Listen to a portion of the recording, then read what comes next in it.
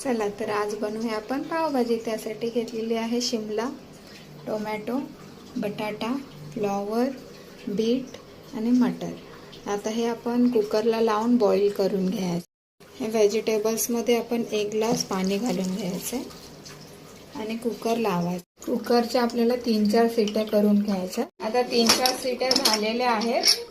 हे असं बॉईल झालेलं आहे।